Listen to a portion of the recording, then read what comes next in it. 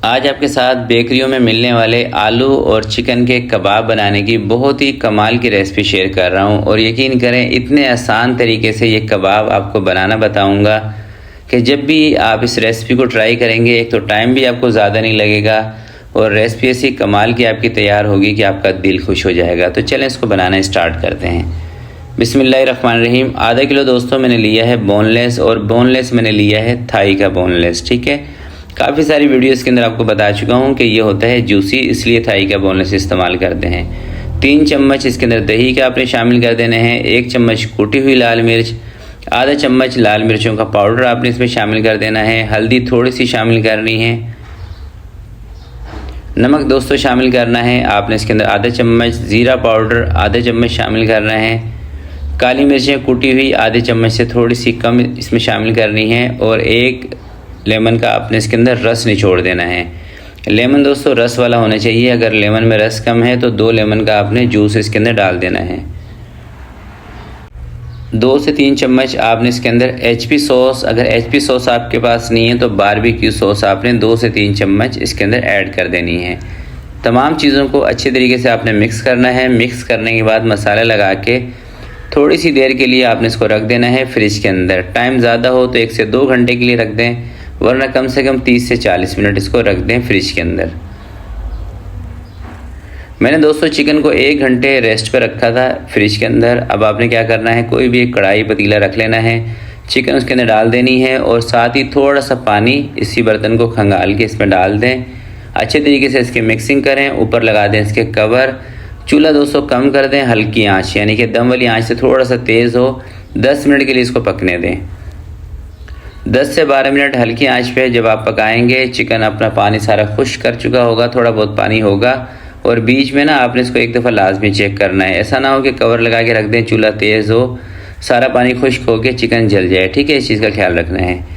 अब आपने इसकी थोड़ी सी भुनाई करनी है। 1 से 2 चम्मच इसके अंदर कुकिंग ऑयल ऐड करके। ठीक है, ऑयल ऐड करके जब आप इसकी भुनाई करेंगे ना तो जो मसालों का कच्चापन होता है ना, खासकर मिर्चों का जो कच्चापन लगता है, वो चीज़ ख़त्म हो जाएगी। अच्छे तरीके से इसकी बुनाई कर लें। पानी सारा चिकन का खुश्क हो जाएगा। उसके बाद आपने इसको मैश कर लेना है। ये देख रहे हैं सारा पानी तकरीबन चिकन का खुश्क हो चुका है। चम्मच को दोस्तों मैं बाहर निकाल रहा हूँ। चूल्हा मैं कम कर देता हूँ बिल्कुल दम वाले फ्लेम पे, और चिकन को हम कर लेते हैं मैश। इसके रेशे बना लेते हैं। गरम गरम चिकन होती है ना, किसी भी चीज़ से, घोटे से, ये जो आलू मैश करने वाला होता है, इसकी मदद से आप चिकन को मैश करेंगे। थोड़ी ही देर में 2-3 मिनट के अंदर इसके सारे बेहतरीन से रेशे बन जाएंगे।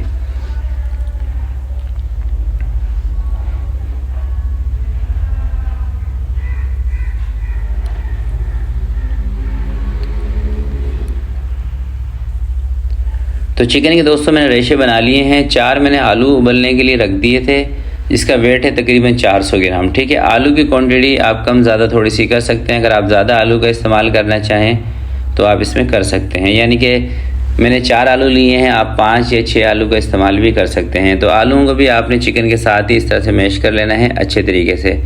बाकी दोस्तों इसके अंदर धनिया, पुदीना, हरी मिर्चें, इस तरह की कोई चीज़ नहीं ऐड करनी। हरे मसाले वाले जो कबाब होते हैं उसकी रेसिपी अलग है। अगर आप कमेंट के अंदर लिखेंगे, कमेंट करेंगे, तो इंशाल्लाह हरे मसाले के जो कबाब हैं उसकी रेसिपी भी मैं इंशाल्लाह जल्दी आपके साथ शेयर करूंगा। अच्छे तरीके से इसको मिक्सिंग करने के बाद आपने इसका ना नमक लाजमी चेक करना है। अगर नमक कम लगे तो इसी स्टेज पे थोड़ा सा नमक आपने इसके अंदर ऐड कर देना है। ठीक है, बाकी और मसाले डालने की इसके अंदर कोई ज़रूरत नहीं है। तो इसको मैं निकाल रहा हूँ एक दूसरे बर्तन के अंदर। इसको ठंडा करेंगे, उसके बाद बनाएंगे इसके कबाब, और इसको फ्राई किस तरीके से करना है वो आपको बताता हूँ। तो इसको लेके चलते हैं चूल्हे से नीचे।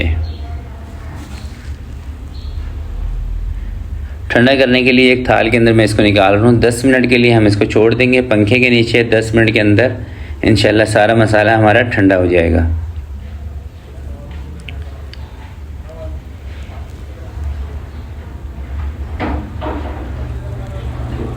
तो मसाला दोस्तों हमारा ठंडा हो चुका है। नमक वगैरह इसका मैंने चेक कर लिया था। अब सिंपल तरीका है कबाब बनाने का। अगर आपके पास कोई डाई हो, कोई सांचा हो कबाब बनाने का, तो आप उसके अंदर भी बना सकते हैं।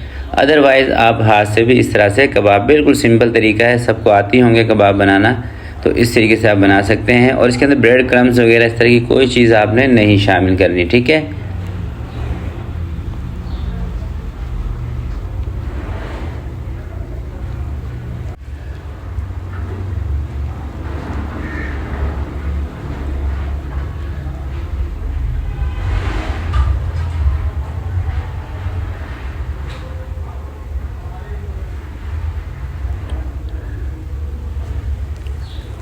तो कबाब दोस्तों मैंने सारे बना लिए हैं। अब इनको लेके चलते हैं फ्राई की तरफ। एक तवा रख लिया है चूल्हे के ऊपर। थोड़ा सा आपने तवे के ऊपर कुकिंग ऑयल डाल देना है, कोई 4 से 5 चम्मच के करीब। ज़्यादा तेल डालने की ज़रूरत नहीं है। थोड़ा सा ऑयल गर्म होगा। 2 अंडे मैंने फेंट लिए हैं। ये सारे कबाब फ्राई करने के लिए ना 2 अंडे काफ़ी हैं, बल्कि 2 अंडों में से भी बच जाएंगे आपके अंडे, ठीक है। ज़्यादा अंडे आपने नहीं तोड़ने, सिर्फ 2 अंडे। 18 से 20 कबाब मेरे ख्याल से बने हैं ये। और इनको इस तरीके से सिंपल तरीका है कबाब फ्राई करने का। बस एक चीज़ का आपने ध्यान रखना है कि इसको ठंडे तेल में नहीं फ्राई करना। जब भी दोस्तों ठंडे तेल में आप अंडा लगा के कोई भी चीज़ फ्राई करते हैं तो उसके अंदर बहुत ज़्यादा ऑयल चला जाता है, और हो सकता है कि आप ज़्यादा ठंडे तेल में इनको फ्राई करने लग जाएँ, चूल्हा कम रखें तो ये टूटना भी शुरू हो जाएँ। तो इस चीज़ का ख्याल रखिएगा। थोड़ा सा ऑयल का टेम्परेचर सेट होना चाहिए, बहुत ज़्यादा तेज़ भी नहीं रखना, नॉर्मल सा टेम्परेचर हो ऑयल का, जिसके अंदर 2 से 3 मिनट के अंदर आपके कबाब दोनों साइड से सिक जाए बस।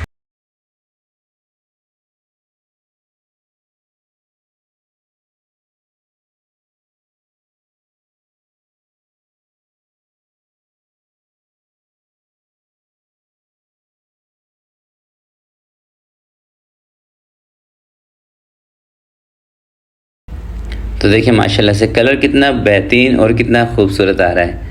और यकीन करें जितना ये देखने में आपको खूबसूरत लग रहा है ना, खाने में भी इतने ही मज़ेदार हैं। और आप इनको एक ही दिन बना के स्टोर भी कर सकते हैं। स्टोर करने का तरीका ये है दोस्तों कि आपने इसको एयर टाइट कंटेनर में, एयर टाइट बॉक्स में डाल के रखना है। बस पानी इन कबाबों को नहीं लगना चाहिए। जब भी आपका दिल कर रहा है इनको फ्रीज़र से बाहर निकालें, रूम टेम्परेचर पर आने दें, अंडा लगाएँ, फ्राई करें। तो मैं सारे कबाब एक ही साथ फ्राई कर रहा हूँ क्योंकि मेरा मूड नहीं है इनको रखने का, क्योंकि अभी हमें नीड है इन कबाबों की। तो फटाफट से सारे कबाब एक दफ़ा फ्राई कर लेते हैं, फिर आपको दिखाते हैं इसका फ़ाइनल लुक।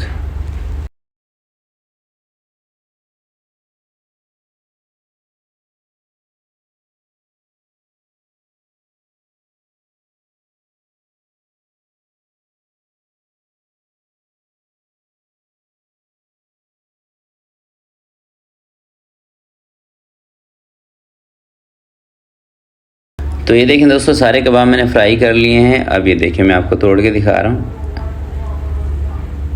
अंदर से बेहतरीन, साथ आप इसके केचप या कोई ग्रीन चटनी का इस्तेमाल कर सकते हैं। तो बहुत ही ज़बरदस्त किस्म की रेसिपी है, ज़रूर इसको ट्राई कीजिएगा, इंशाल्लाह आपको मज़ा आएगा। तो आज की वीडियो के लिए इतने ही। वीडियो दोस्तों अगर आपको अच्छी लगे तो प्लीज़ इसको लाइक ज़रूर कीजिएगा। तो आपसे मिलते हैं किसी नेक्स्ट वीडियो में। तब तक के लिए अपना बहुत सारा ख्याल रखिएगा, अपने वालिदैन का ख्याल रखिएगा। अल्लाह हाफिज़।